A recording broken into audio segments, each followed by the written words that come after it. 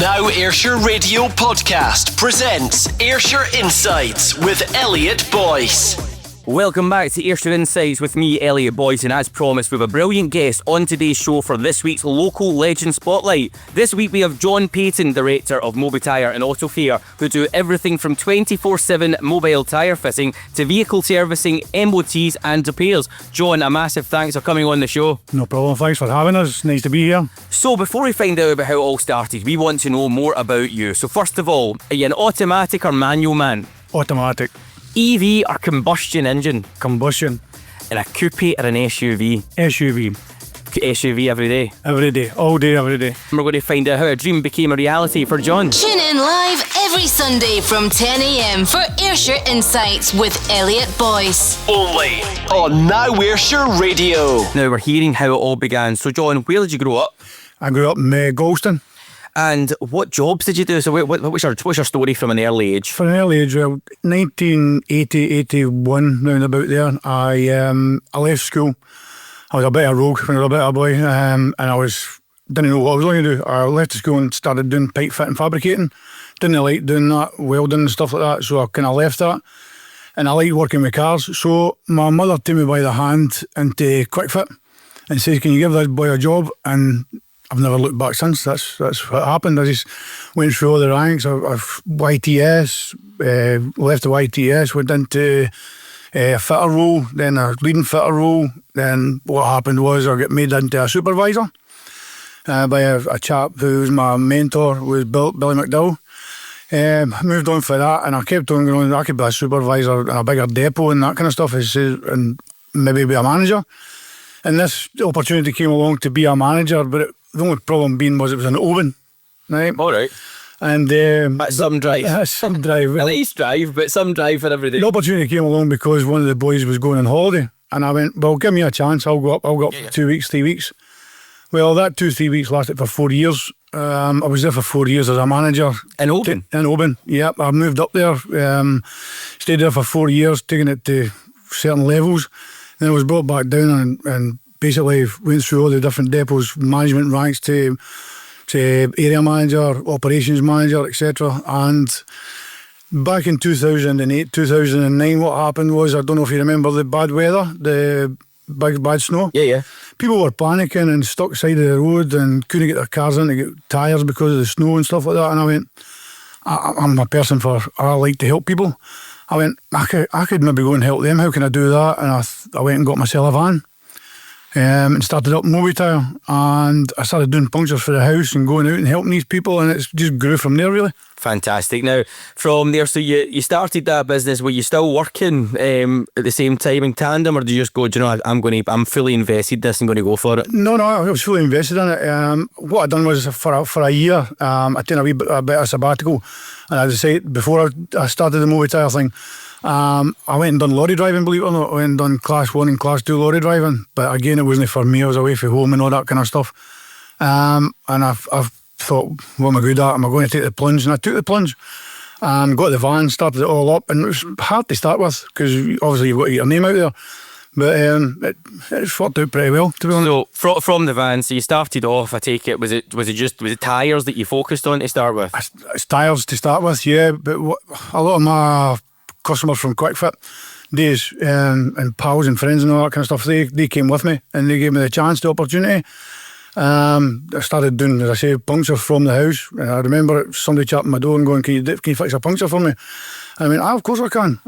Went out and done that, and obviously their friends told their friends, and so it grew and grew and grew. And then me being a Quick Fit boy, when I'm out, I'm going, look, if you do a set of brake pads or your coil spring's broken or something like that, and I ended up getting a ramp and putting a ramp at the side of the house, believe it or not.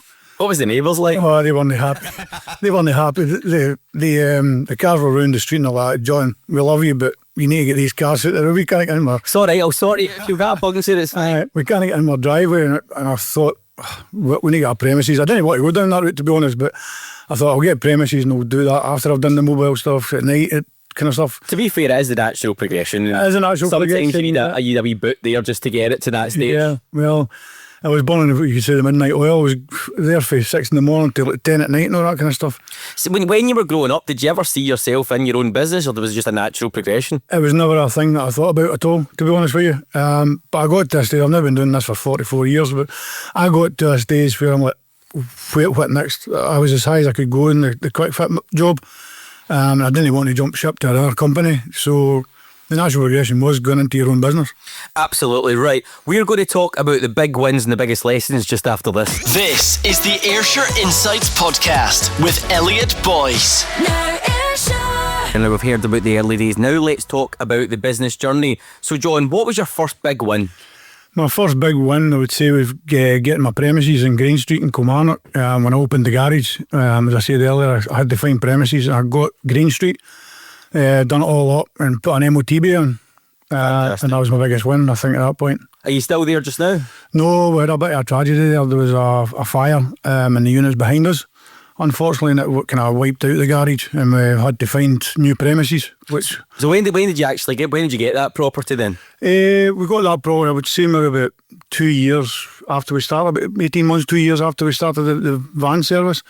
So I was getting that busy, as I say, doing stuff at the house. I had to find somewhere, and that became available, and we put all our heart and soul into it, and it was going. The MOT bay was going live that morning, and unfortunately there was a fire the night before, and it wiped the garage out. Absolutely devastating. We've had people on the show before. It was a tattoo artist from Kilmarnock. You remember, he was on telling his story, and it's a devastating thing, and there really is nothing that you can do about it. Nothing you can do in that.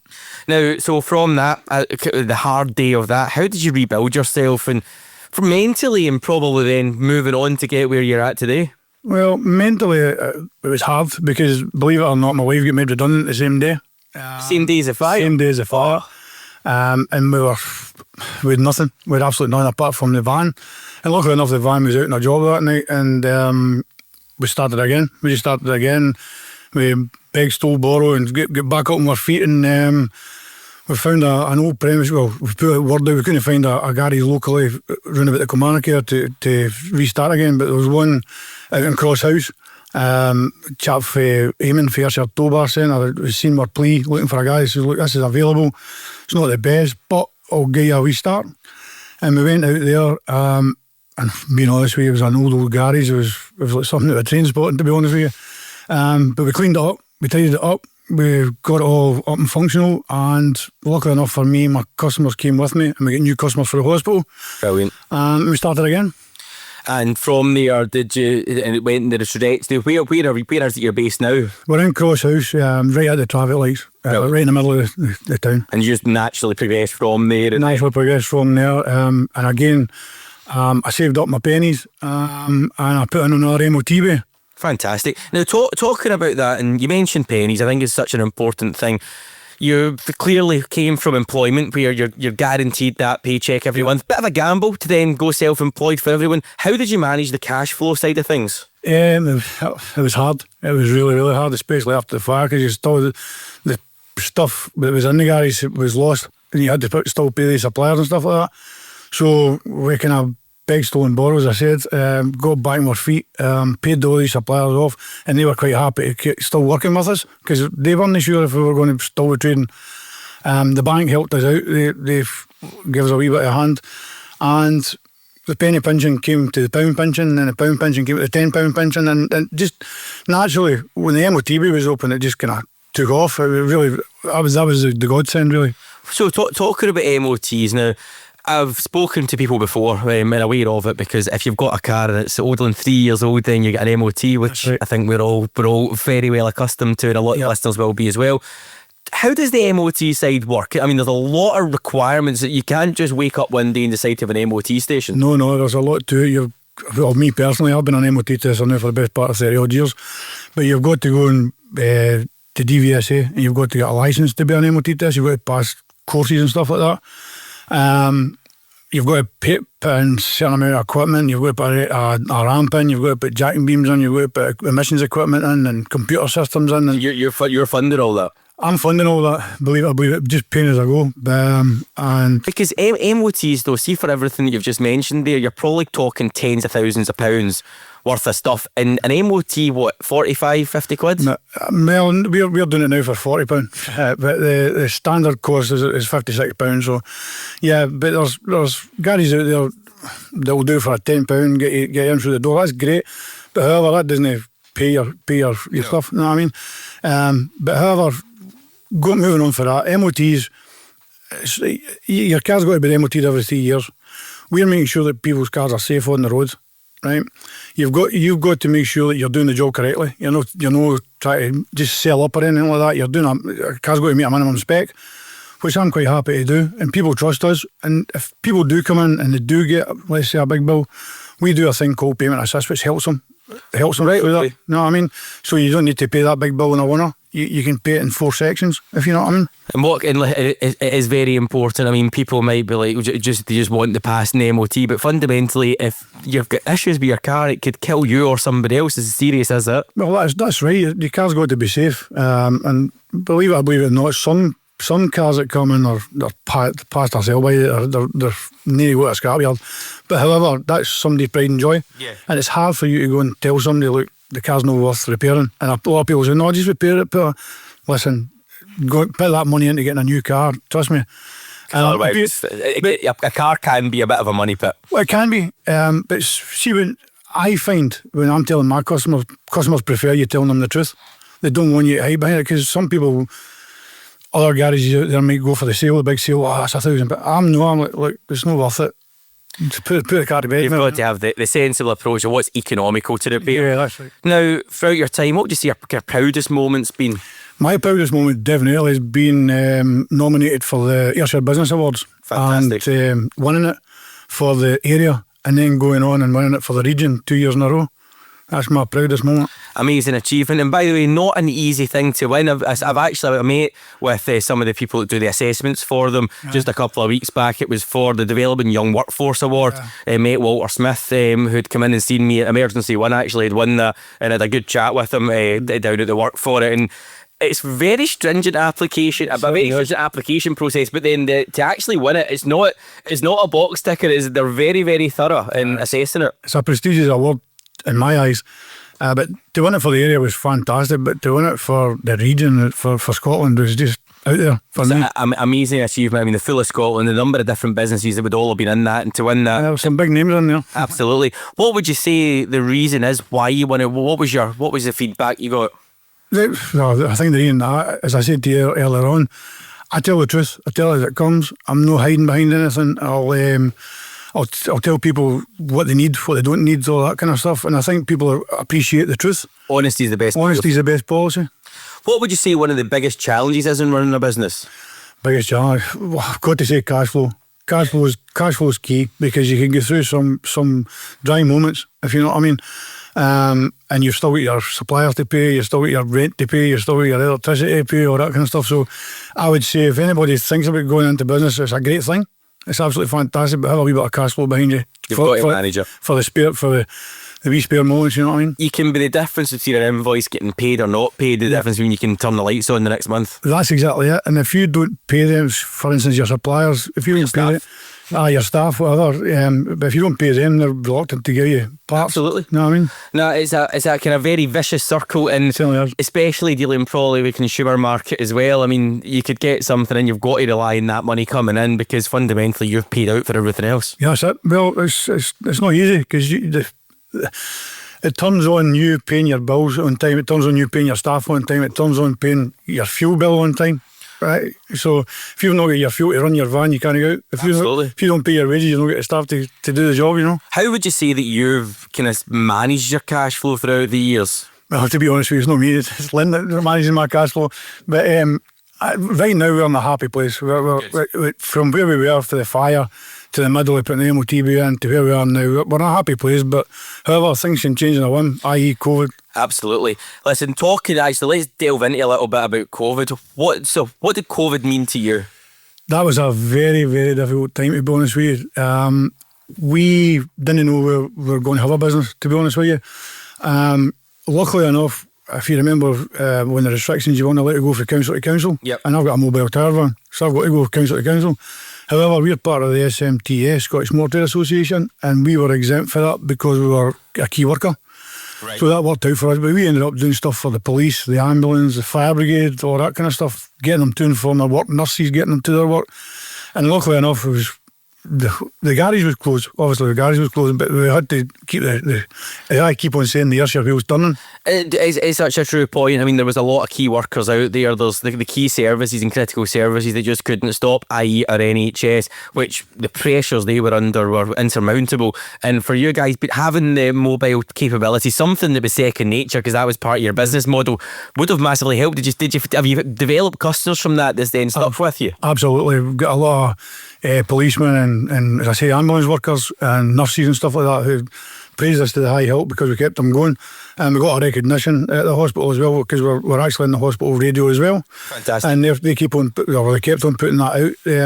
If it wasn't for MobiTyre, we wouldn't be able to work today and all that kind of stuff. So. Well, that's amazing, and it shows that there's more to it than business, and you can tell that from the passion through speaking to you that there's more to you than just getting that pay at the end of a job. It's all about the service that you provide, and that's what you pride yourself on. Absolutely, 100%. And I like giving back. I like giving back to communities. I like giving back. I like helping people. That's my full aura. Is helping people. Going to talk about that, but we've got to hear about that. We've heard about the listeners' tenner bargain of the week. But up next, I'm looking for you to let me know what your bargain of the week is. Plus, finding out what drives John Paton to give back locally.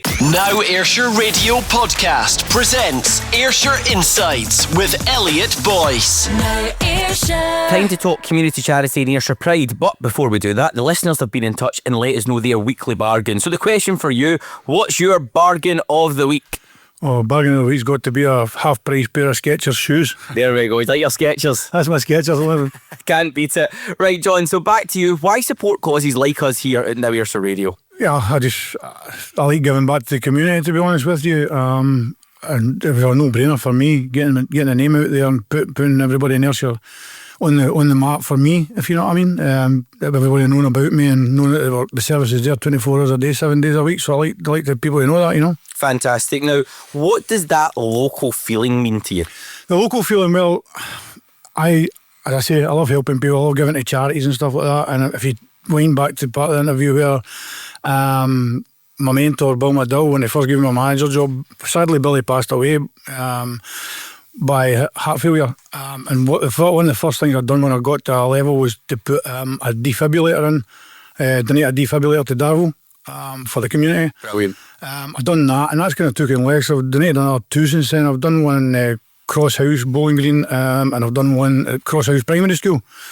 Also, I give to Cash for Kids, Alzheimer's Scotland, and British Heart Foundation. And that's just ongoing. I do things on the garage and wee competitions and stuff like that, and I love giving back, you know. So, talking about giving, making your impact locally, clearly the defib at Darvel, what other things have you done in terms of kind of big local communities? Well, I support and sponsor some stuff at Darvel Football Club. Do team events in there, that kind of stuff, do adverts, sponsor a player, sponsor stuff like that. Giving back to the Darvel side of it. And it's just, the rest of the stuff is just ongoing. It's a day-to-day thing for me, just giving back. What would you say to other businesses in terms of what you get out of giving back and what does it mean to you? For me personally, it's just I love to give back to the community. I love to give back. It's hard work out there. I know people sometimes struggle on a day-to-day basis. It's no easy. Life is no easy right now, and the cost of things is going through the roof. So if MobiTyre or myself can help, I will help. I'll put into place different things. If somebody comes up with an idea to me and says, can you do that for me? If it's within my remit, then I'll do it, no problem at all. However, sometimes you get involved with too much and it takes up too much of your time. So still get the business to focus on. But if I can help, I will help. But for anybody else who want to do that, just focus on the one thing, I would say. And just put your heart and soul into it and give back. Brilliant. Right, we're going to finish strong with a fun round and find out what's next for John Paton and MobiTyre. Tune in live every Sunday from 10 a.m. for Ayrshire Insights with Elliot Boyce. Only on Now Ayrshire Radio. Now Ayrshire. And it's now time for 5 fast ones. So John, I don't want you to think about it, just shout out the first answer that comes into your head. Are you ready to play 5 fast ones? Try my best. Right, let's go. Favourite takeaway? Oh, Chinese. Song that always lifts your mood? Don't look back in anger, Ayrshire. Best thing about Ayrshire? Best thing about Ayrshire is the community, people. Weirdest moment at work? People coming in to MobiTyre and going, "Do you do tyres in here?" You have to wonder. Who plays you in a movie of your life? Oh, I've got to Die Hard, Bruce Willis. There we go. Right, thanks for playing 5 fast ones. We'll be asking our guests to get involved with that every single week. So, John, what is next for you and your business? The next for me and my business is just keep it going, keep serving the people of Ayrshire, keep the business rocking and rolling and being at the people's door when they need us. That's it. Onwards and upwards. And what's one thing that you hope for Ayrshire's future? One thing I hope that the communities come together and get through this hard times that we're going through just now and just become a close-knit thing, you know what I mean? And have you got any kind of final shout-outs? People that have been part of your journey, and thanks. Yeah, I've got a lot of shout-outs on that one. First of all, it goes out to Bill McDowell for making me the man that I am today. To my mum for taking me by the hand and putting me into Bill McDowell's hand and saying, "Can you do something with him?" To my wife for looking after the financial side of stuff. And that's basically it. Just onwards and upwards and keep it going.